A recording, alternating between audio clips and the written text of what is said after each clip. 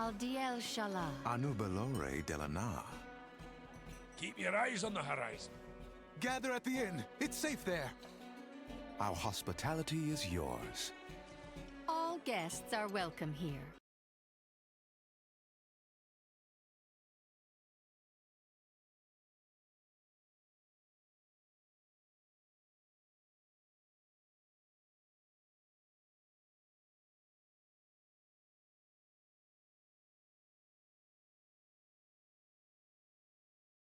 Hello and welcome to the Delvers Inn. I'm Sanila. And I'm Zumanaki. We're happy to be here with you today. This is our very first episode of our very first podcast. And as you can see, we have very high production values here. But we're We'll just get here there. to have fun and talk about some things that are important to us, like Delves and World of Warcraft, lore and work-life balance, WoW-life balance. Is it orc-life balance or WoW-life balance? We'll figure it out. Gotta get the fun in the Zug Zug. True. I do like orc-life balance, but it is kind of like horde biased. So Zumo, why are we here tonight with our microphones, with our children asleep in bed, using our precious free time to stream a podcast? Well, so we've both been playing WoW for a bit, and for at least the past several years, I've liked to spend my commute listening to podcasts, and usually about WoW.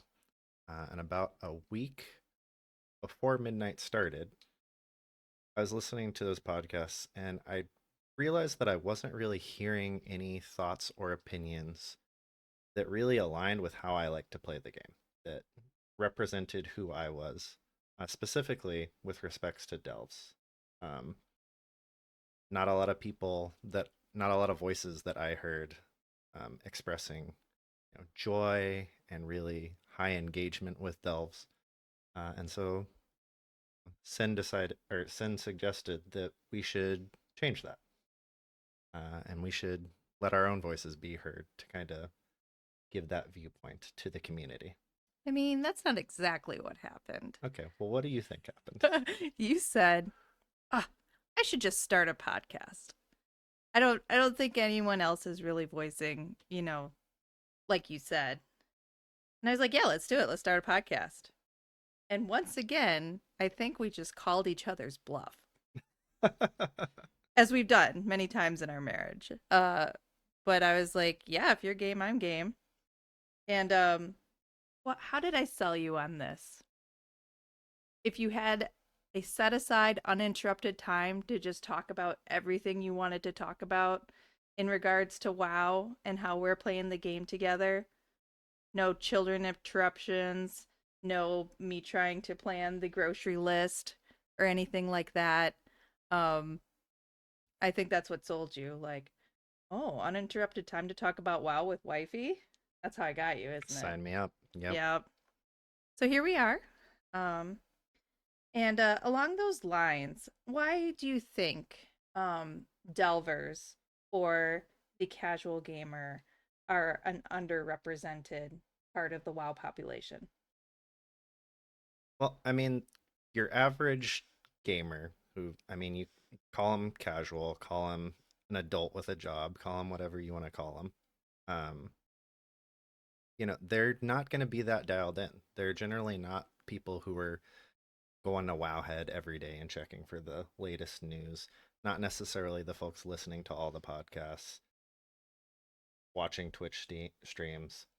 They're definitely not usually going to be the people hosting the podcast or streaming or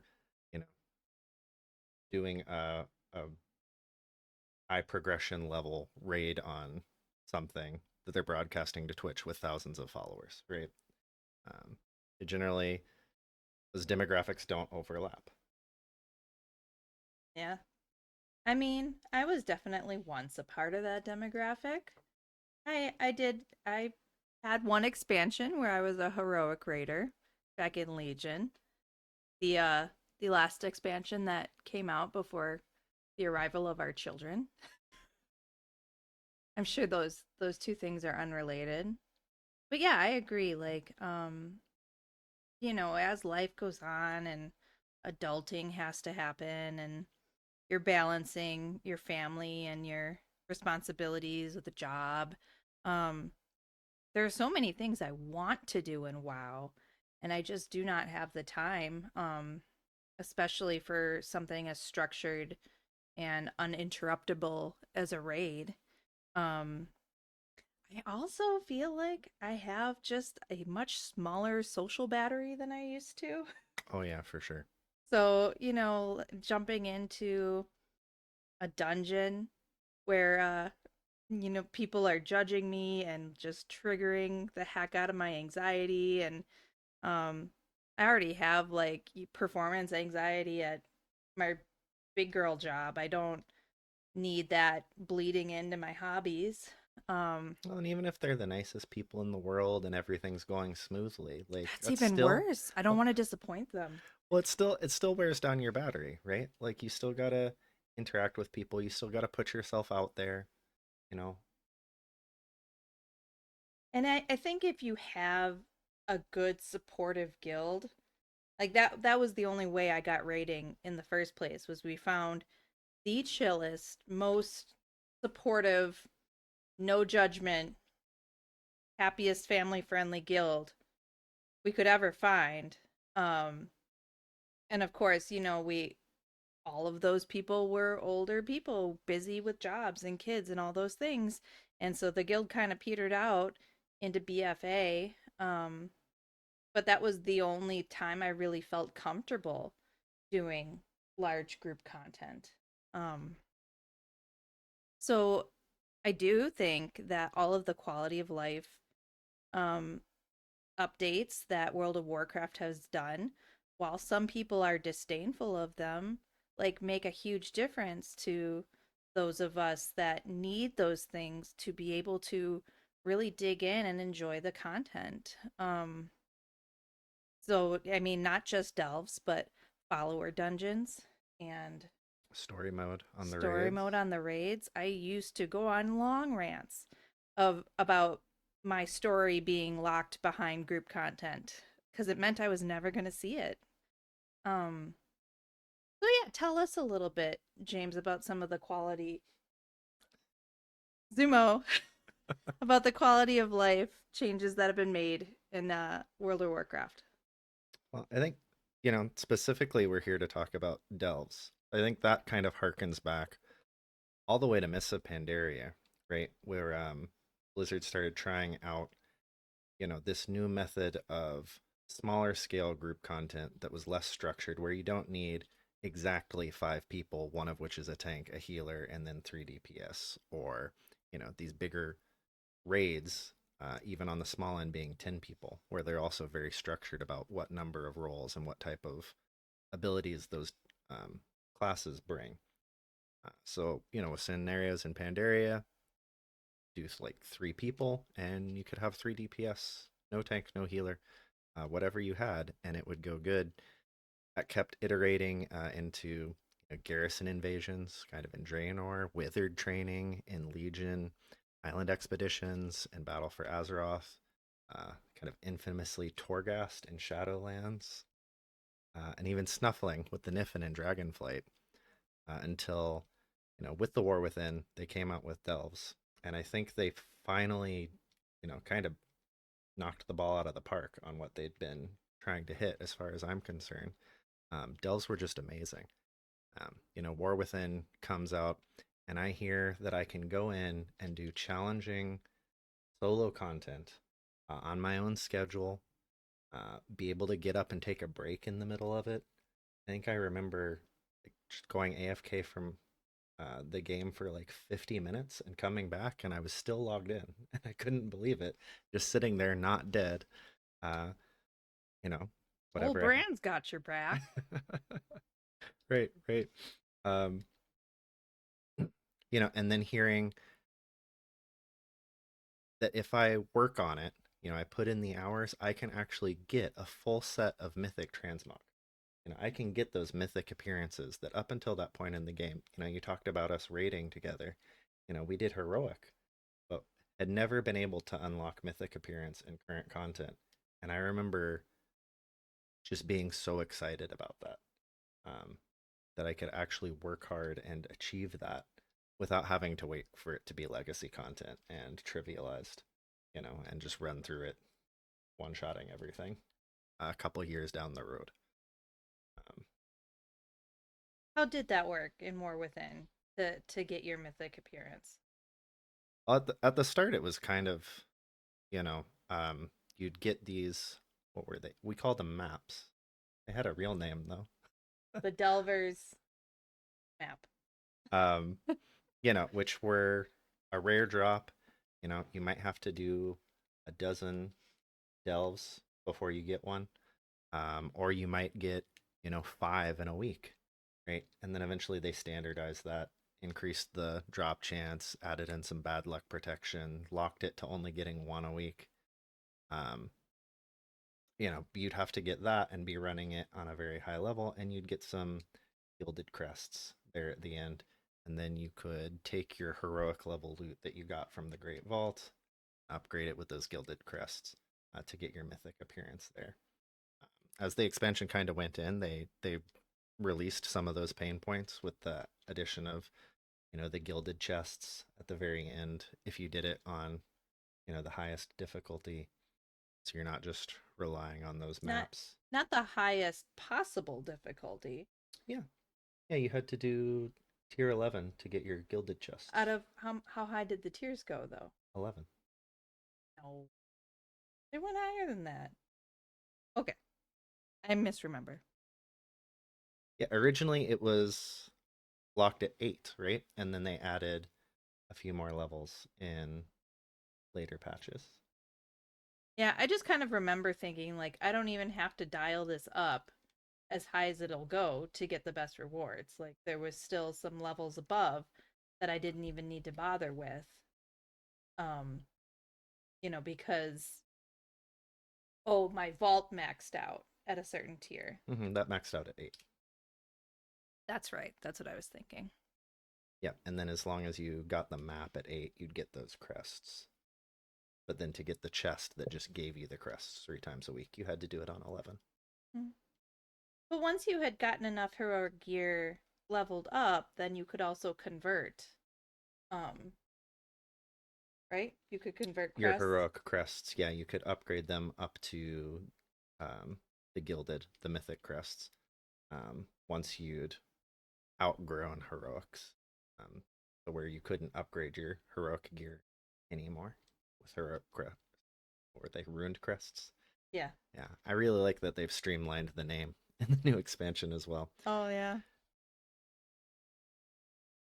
So, you talked about kind of those quality of life changes harkening all the way back to Pandaria. Coincidentally, that's when we started playing together. Mm-hmm.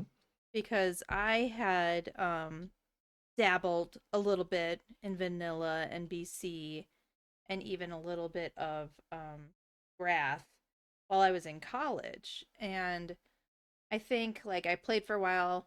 Vanilla BC never completely max leveled a character.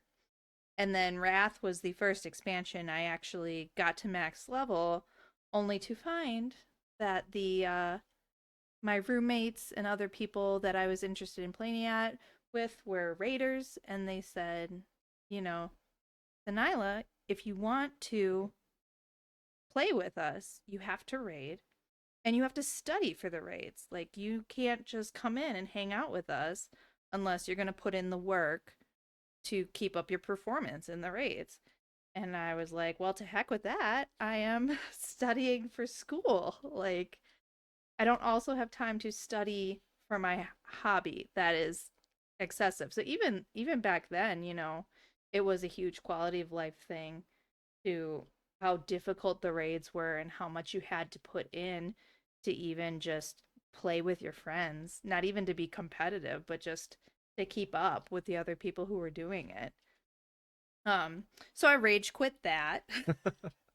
Did not come back until I met Zumo, and he said, hey, Panda, the Panda expansion is great. I'm like, really? It's not like excessively silly? He said, no, it's really well done. So I hopped in, and it was towards the end of the expansion, of which was a protracted period of time, I know. But yeah, WoD was our first new expansion that we played together. For better or for worse. We won't get into that today. You want to talk about your history with WoW?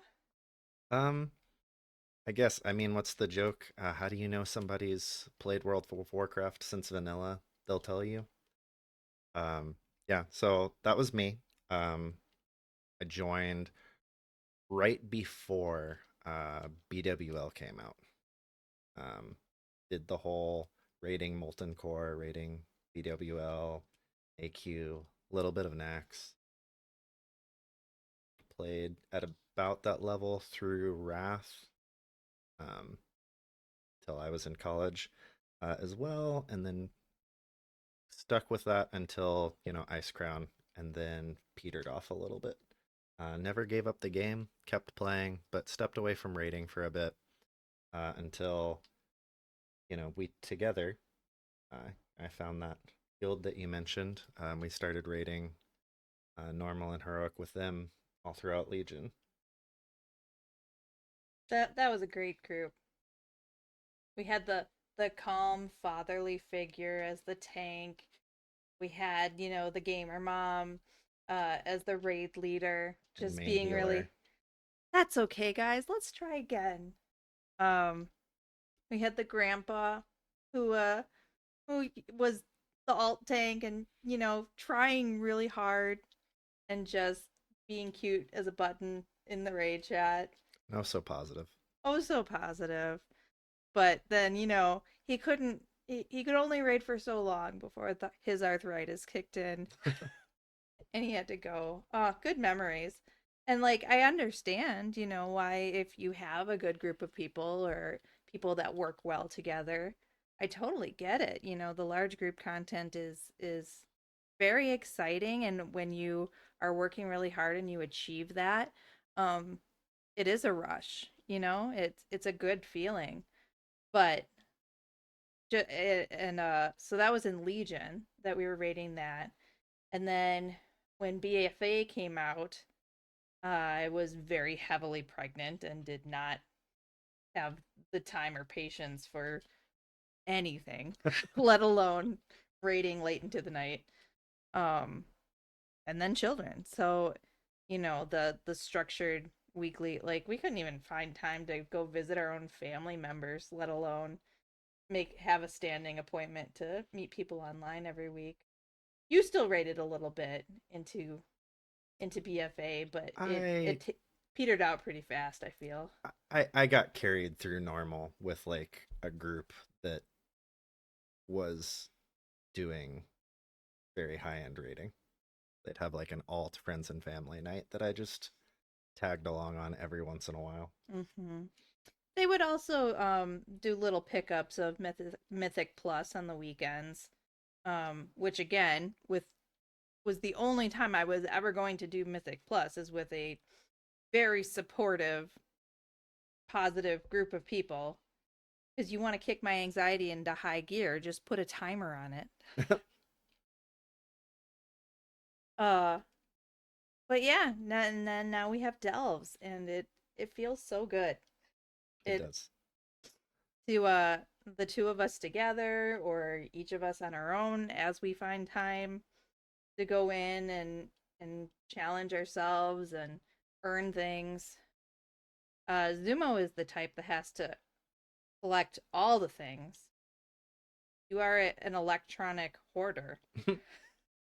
Hey, I cleared out my banks before the expansion started. Yeah, I didn't, but I didn't have that much stuff in there, so it's okay. I'm a selective collector. I will collect items that fit my character fantasy or my aesthetic. So there have been times where there was a time I actually gave you a mount that because I thought it was ugly. And then I used it through the entire War Within. I loved Yeah. that guy. I mean, he was the right color, but still he didn't fit the aesthetic. Although I wasn't into bugs in general, but War Within, I got really into the spiders. was not on my bingo card. No, I don't think it was on anybody's bingo card, but Ash Kahet just reminded me so much of Suramar with like kind of the more spy intrigue type.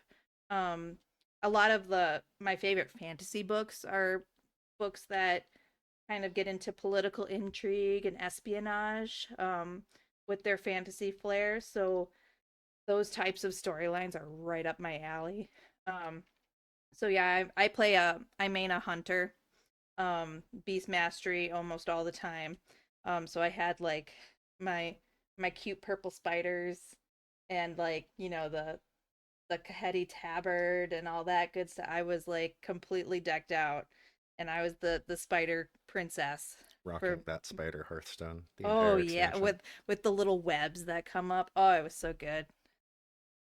And now the new surprise is me loving the Hungarians because they're cool now.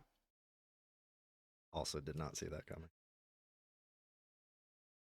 Tell us about your main. So my main is Zumanaki there. Played a warlock. He was my second main. Through most of vanilla, I played a hunter. But towards the very end, I leveled good old Zumo here, and I've been with him ever since. Affliction all the way, through its ups and downs. He's a very handsome boy. You're just saying that because you helped to design that costume. Yes, I am.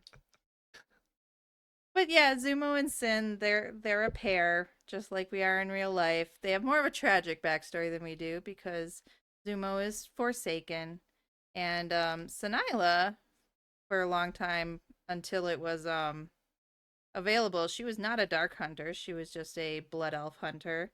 But then, of course, as soon as the dark ranger appearance became available, I had to join my beloved in Undeath. Well, and then they added the Dark Ranger hero spec too, right? Yes. Yeah, so now I get the cool Banshee smoky wings like she did in the BFA trailer, which is up there with the best trailers of all time. I don't probably never forget that moment because we had a did we have a newborn around at that point? Yep, we did. When the trailer came out? Mm-hmm. And yeah, so I we were watching the trailer and I think the kid was finally asleep upstairs taking a nap or something. And that moment when Sylvanas comes out and shrieks in her banshee voice, "For the Horde!" And I was just like, yeah! And probably woke the baby up. Like, it was a great moment. We're Hordes. Sorry. Sorry to all you Alliance folks. They're fine. The Alliance is fine. We're cool now. We're all friends. Definitely not getting things held against us for the rest of the time. But, you know, so like a lot of people look at the Horde as the baddies, as the villains, right? And definitely at, you know, multiple points in the story of WoW, that has been true, especially from certain characters' point of views. But my kind of thing with the Horde is you know, we love a good anti-hero, but also just the misfits, the outcasts. Like, I identify strongly with that. And so when people are vilifying the Horde races unfairly, like, that resonates very strongly with me. And so then when there are contrived story twists and turns that kind of unnecessarily turn characters into villains, that hurts my heart. But we continue to stick with them for the Dark Lady always. Just because, you know, it's hard to let go of that once you've identified so strongly with these characters. Have anything to say about the Horde? Zumanaki? Forsaken follower of the Dark Lady? I mean, I was just so interested to find out who burned that tree. Oh yeah. When they made it like it seemed like it was a big mystery and then it just was exactly what it appeared to be. I'm always like craving like a big story twist in the main storyline of WoW. And I understand that that's probably just not feasible in this kind of media.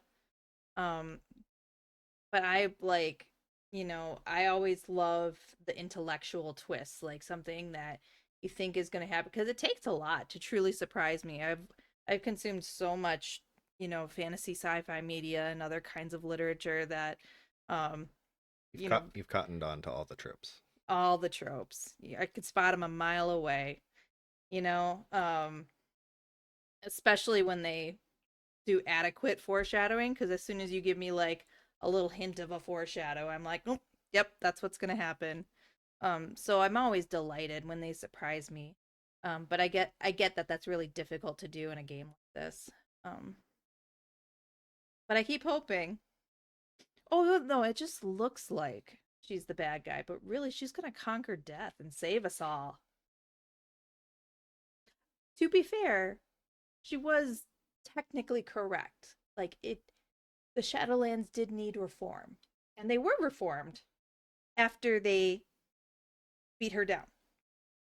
Right. They weren't reformed because she succeeded in what she set out to do, the way that she set out to do it. She just chose her friends poorly. We've all been guilty of it.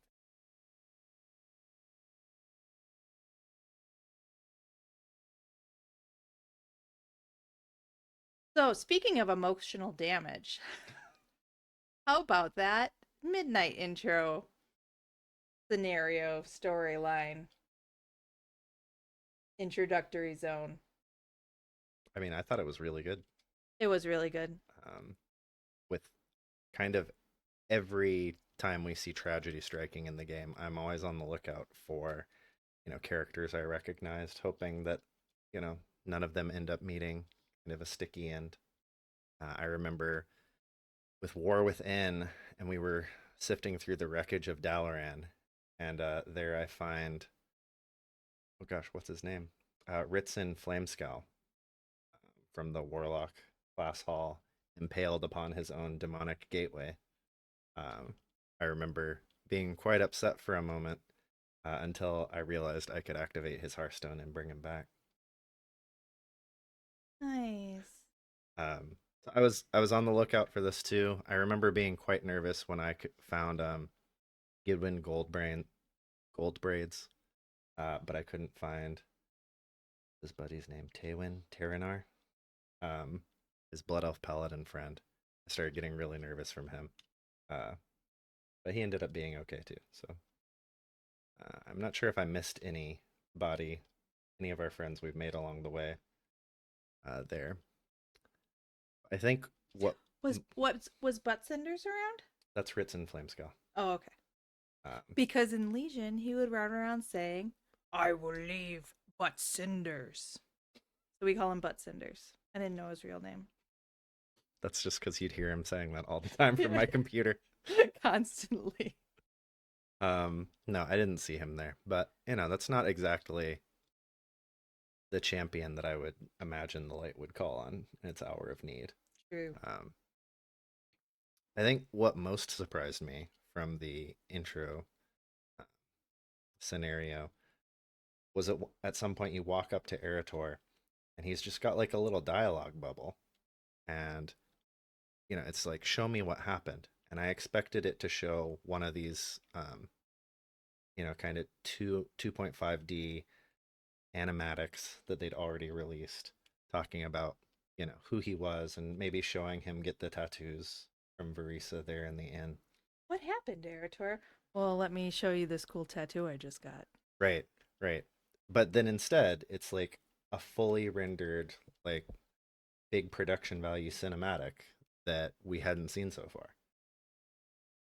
That was so good. That was quite cool. Oh, Reading about or listening to, everybody talking about how he has this very different fighting style, that he's picked up elements from learning from the demon hunters, learning from the far striders, but then actually seeing it. Is Eretor Medan? I did hear somebody say that Eretor kind of reminded them of Medan in the way that, Medan had the ability to use all of the magic types. Use the shamanic magic, use the holy light, um, use order magic, anything he wanted to do. And I can kind of see where they're coming from, that he's adopting all of these different techniques and fighting styles. But no, I don't think that he's Medan. I think Medan is good and buried. And if you don't know who Medan is, just I'd say count yourself lucky, and you don't need to worry about it. Don't worry, the lore is solid. The lore is so solid. But I think Eretor just worked really hard and learned techniques from multiple people because he is a child of two worlds.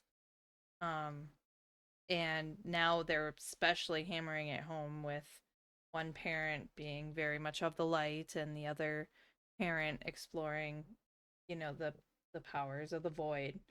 So he is very caught in between. And he's interesting now. Like Anduin had his turn to be interesting, and now Eretor's interesting. It's good to see it with his light beam Sith powers. Do you have any thoughts about his burning, like, ooh, it burns and it's not supposed to moment? I was kind of confused by that. All this focus on like the holy light. It's like it burns now. It's like, wait, didn't it always? Like It's just because you're forsaken. priests have had holy fire for a long time in their retinue. Yeah, I'm a Forsaken, so like whenever the undead channel the holy light, like it burns them a little bit. Maybe just like to an uncomfortable point instead of inflicting damage. I always thought that, yeah, that was a pretty well-known aspect of the light, was its fiery nature. Even we have major lore characters or artifacts like the Ashbringer, right? Turning its enemies into literal ash, consuming them in holy fire. And then after Legion, at some point, Paladins, like getting that ability that they had from that artifact weapon, the Wake of Ashes. All Eretor and like others being very surprised about the light burning left me kind of scratching my head a little bit, honestly. It was a very cool cinematic. And then like his armor just, the little Banners. Well- Flare. yeah, the purity seals is the word that I can think of from Warhammer 40K, right? That they would have on their armor, where you've got these holy scripts emblazoning everything and blessing you, and yeah, they just start burning up in the aftermath of him calling. So cool. It was cool. And then like that's still there on his model all throughout the game. Like Mhm. he's Just like faintly glowing embery edges. right, he's the one that's actually got the cinders all the time now. Mm-hmm. Yep. Well, yeah, because you think of Fel magic as being very fiery, right? And then arcane mages can produce fire, but with the light being associated so very much with healing and peace, people tend not to think of it as a destructive force, but it is a force. And it is a force that can be used for good, or it could be used for ill. And I think that's the point that they're really driving home in this expansion. They're not being subtle about it. Well, no, especially not in the Eretor quest lines that you do with Alonce's Foul. Like Mm-hmm. they are being subtle, as you said.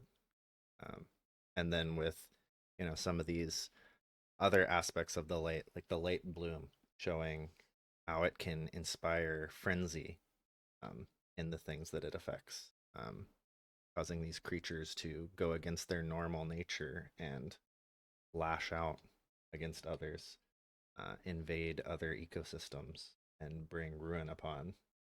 Well, you know what they say, light finds a way. It certainly is right now. Yeah. Oh, that reminded me of what I thought while doing some of those light bloom quests is wondering if, maybe this isn't a reaction of the planet's world soul, right? Mm-hmm. Um, like there's a lot of theories about what's up with Azeroth. Like, is the world soul a titan?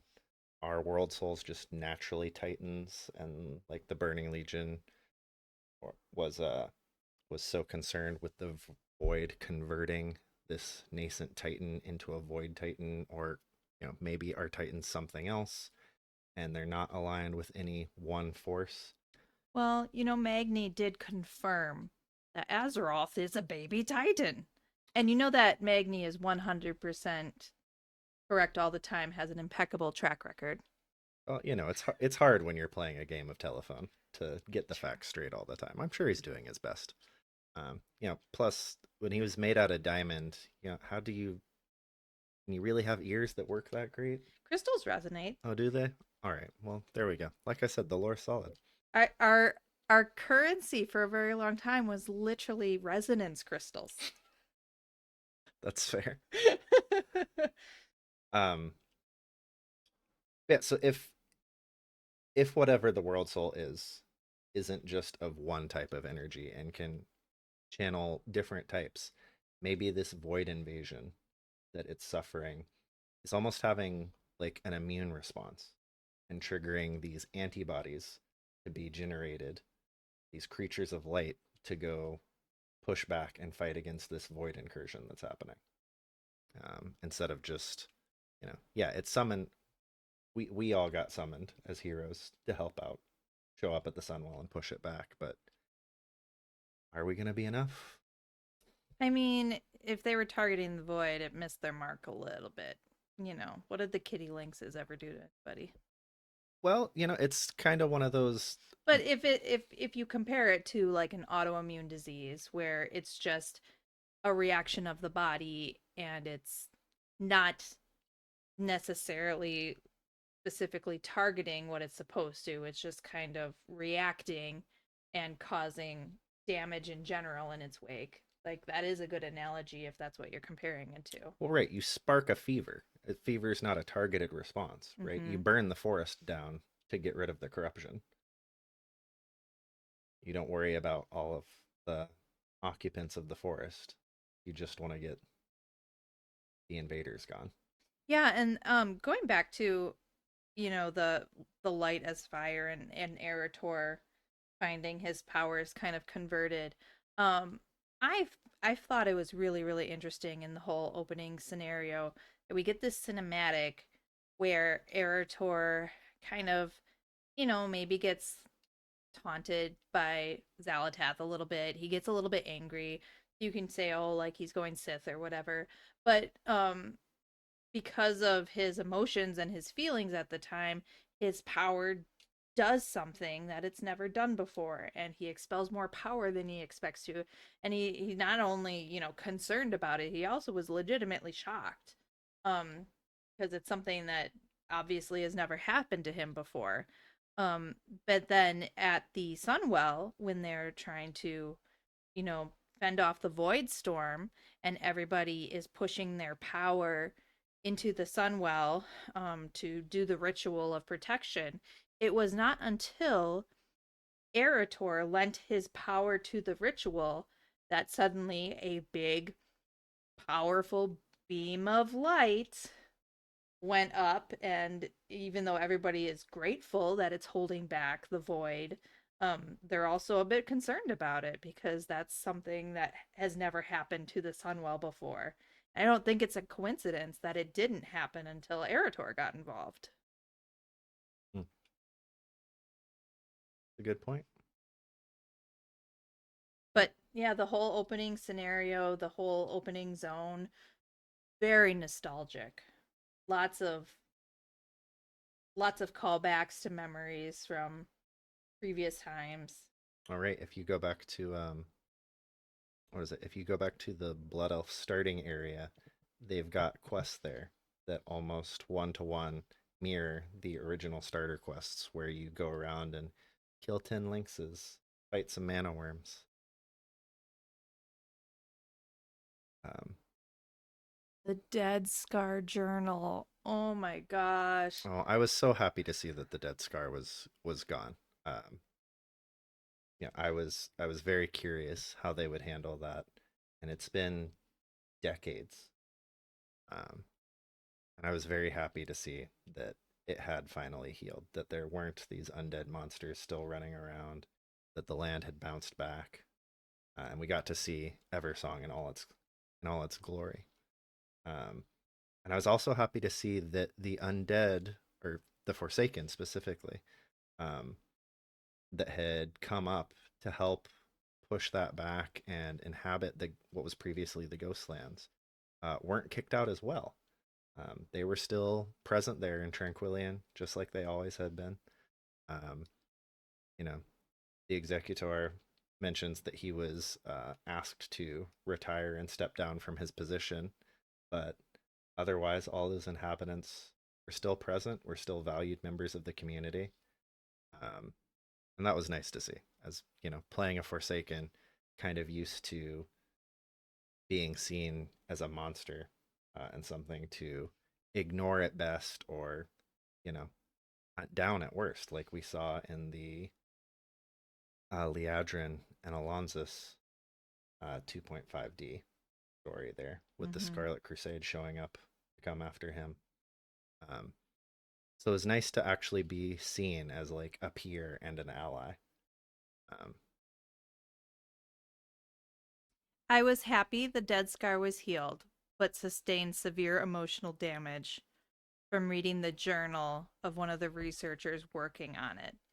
Because, oh, whatever quest writer did that, go, just take some time off and go write your novel, because the raw, like, emotion of the futility, the seeming futility of what they were working on, and that last line, I am so tired, and I just right, can't. you just turn the page and it's completely blank except for those words. And it's like, what happened to that guy? Did he ever get to finish? Did he see his work come to fruition? Well, he did. Like, Well, at the very end, you see how excited they are for shoots of grass, right? mm-hmm. Coming back. Ugh. Yeah, I wonder if we can actually track down that NPC and find them somewhere. Because I feel like if he had been there for the plan to succeed, that he would have written about it, or and maybe not, but man, what a tearjerker.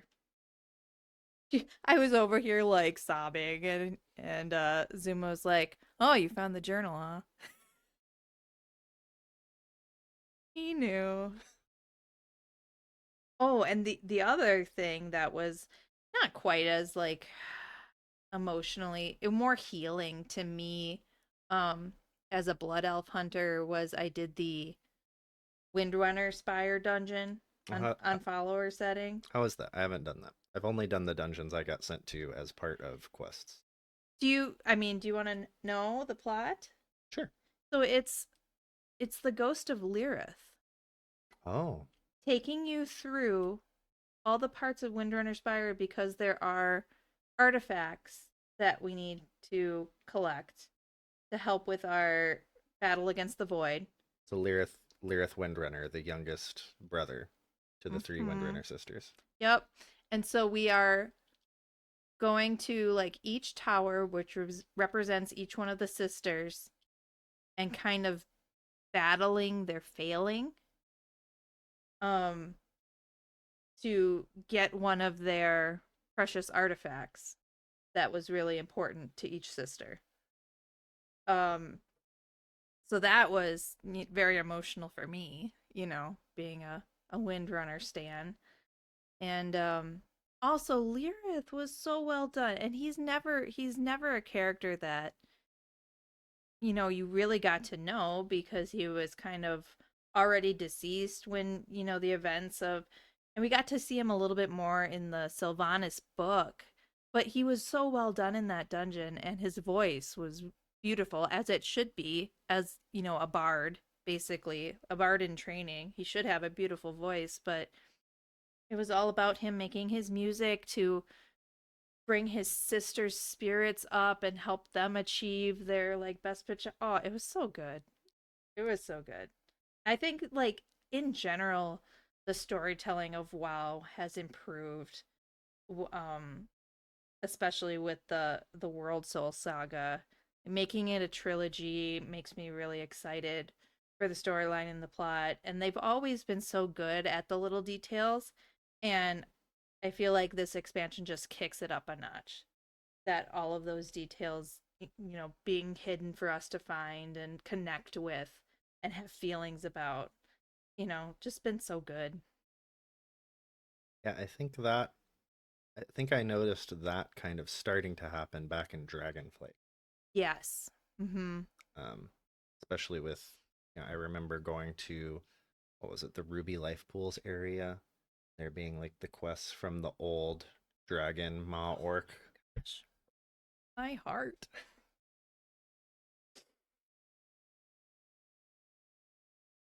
Yeah, because like as being someone who supports the Horde, um, when I went back and like read those novels or, engaged with any of that kind of content, like that's tough to look back on. Because it's, obviously killing babies is never good. We don't like that. But, reading about the subjugation of the Red Dragon Flight, Theramore, and all of these war crimes and atrocities that have been brought down by the Horde. That's always tough to go back and look at, but to put something in there that was so healing, it made it worth it for me.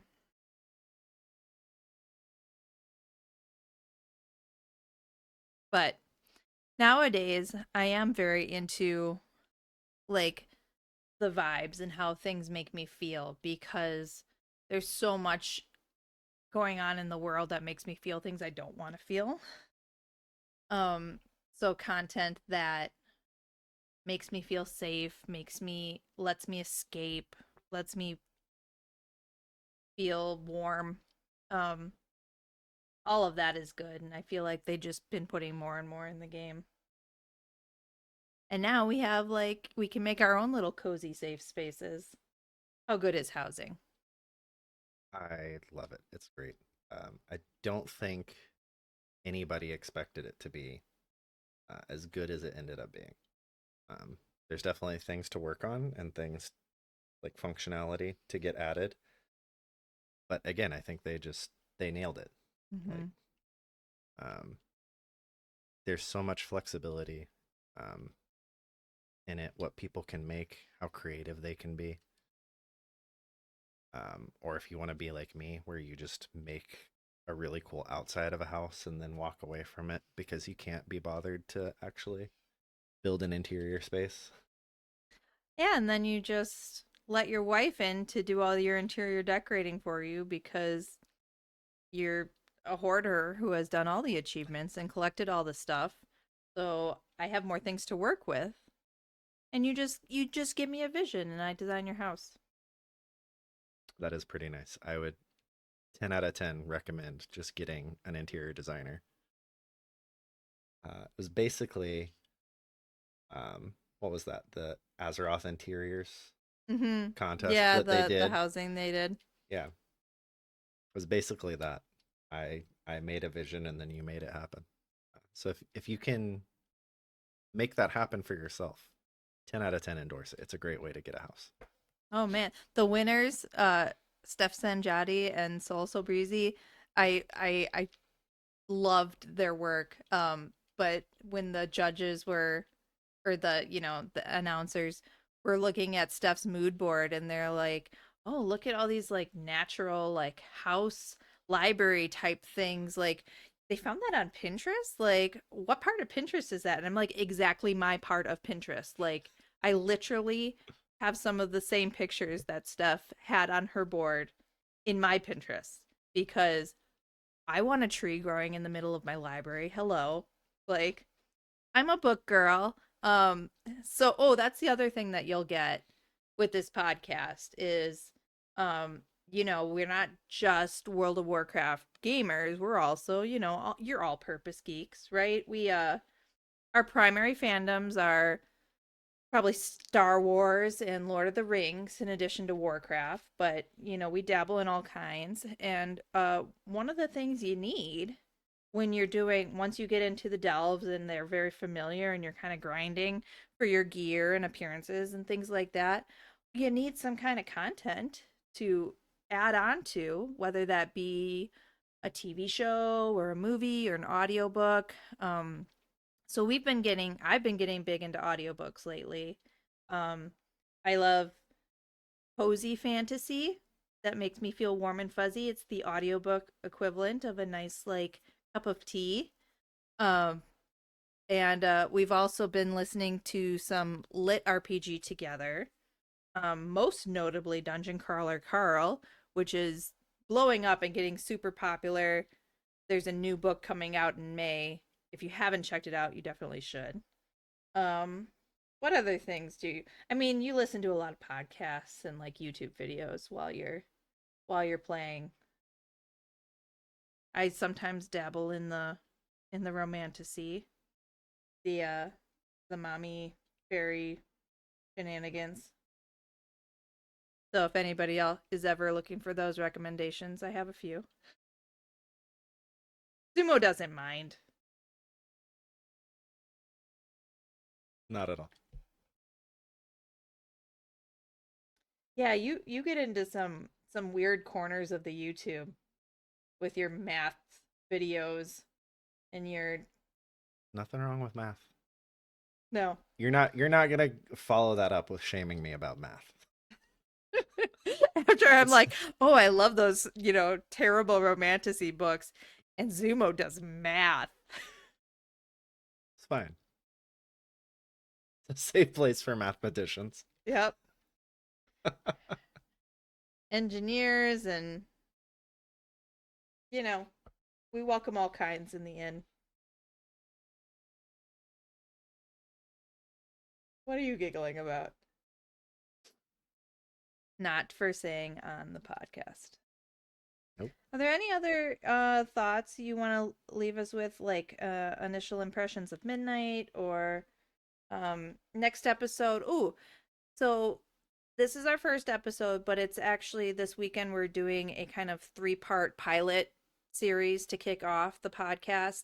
So we'll be streaming the podcast tonight, and then tomorrow we'll do part 2. On Sunday we will do part 3.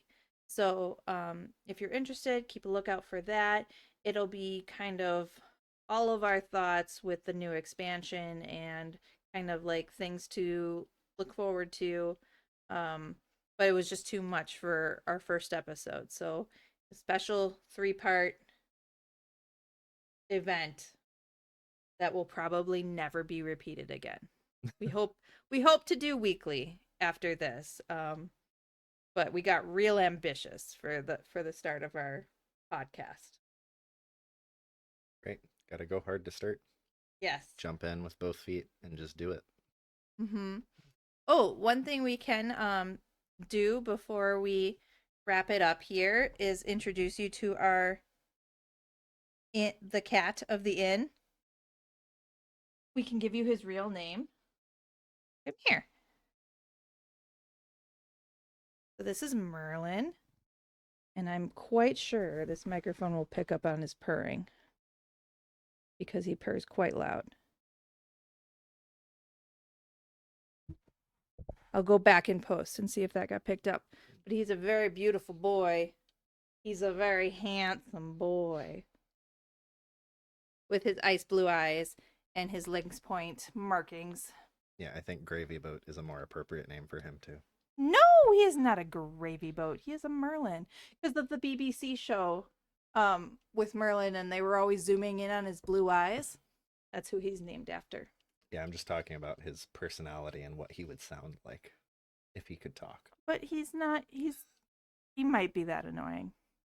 He's pretty annoying. But he's a good cat. He is. He's a very affectionate cat. And he doesn't get like angry and yell at people or swipe at people, which is, I think, the most important thing a cat can be. But some people like him fast, standoffish. So we'll wrap this up for tonight, and then catch you guys in episode 2 tomorrow, after bedtime, whenever that ends up being, because we know it's not always at the same time, as much as you try to have it be. But thank you so much for joining us and listening to our first episode. We're glad you're here, and we'll see you again soon. Cheers.